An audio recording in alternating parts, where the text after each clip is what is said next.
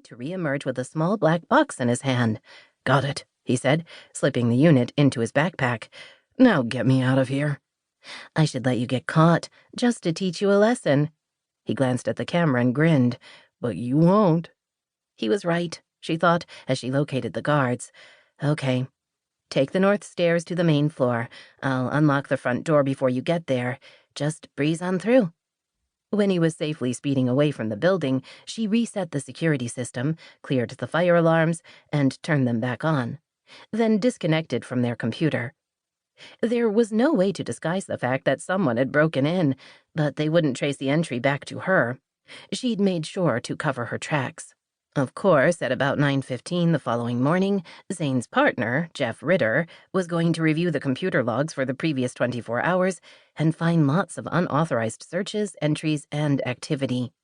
To say he would be unamused was putting it mildly. Nicki wondered if there would be an actual explosion of tempers or just fireworks. "I owe you big time." Zane's voice came over her headset. "I know," she told him as she shut down her computer. He chuckled. "Want me to bring in donuts in the morning?" "That hardly makes up for it, but all right. Don't eat all the glazed this time." "Promise." "Ha." She knew exactly what his donut promises meant. She would be lucky to have a glazed crumb to nibble on. "I'm heading home," she told him. "Drive safely.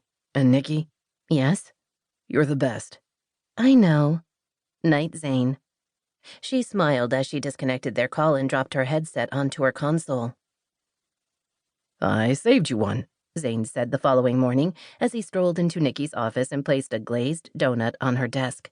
She glanced from it to him and wondered why she'd bothered with coffee.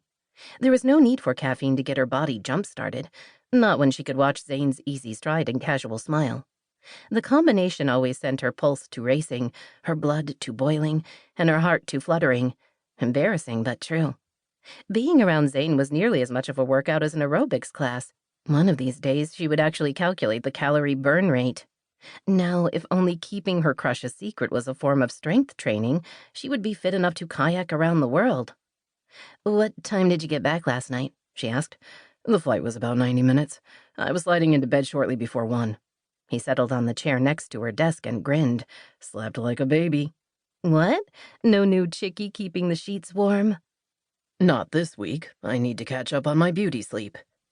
Nicki had seen Zane on zero sleep and happened to know he was still way too pretty for her comfort zone.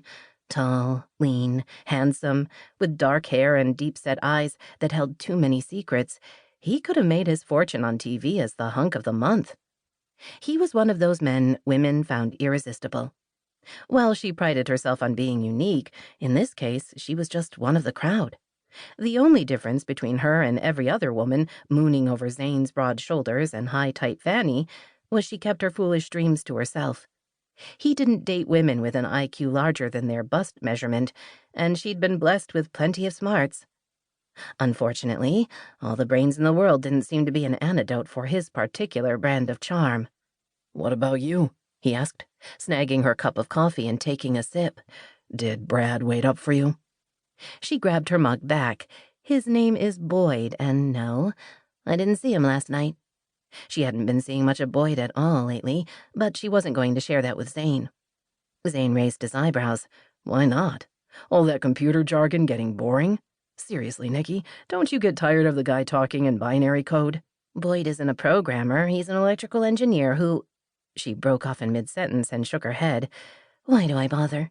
You make fun of the men in my life because you're embarrassed about the women you date. I mean, what about Julie?" Zane chuckled. "Embarrassed? Julie is a former Miss Apple Festival who is studying very hard to be a dental hygienist." "Right. She's in year 4 of a 9-month program." "Math isn't her thing." "She's going to clean teeth. How much math could there be?" "What, she can't count high enough to know how many teeth there actually are in someone's mouth?" "She's gorgeous." "She's an idiot." "Don't you ever want to have a conversation with these women? I mean, when the sex is over for the evening, then what?" He winked. "I go home and sleep. Besides, when I want to have a conversation with a woman, I come see you." How flattering. The good old female best friend, Nicki thought, with a combination of chagrin and humor. That was her. "I'm telling you, Nicki."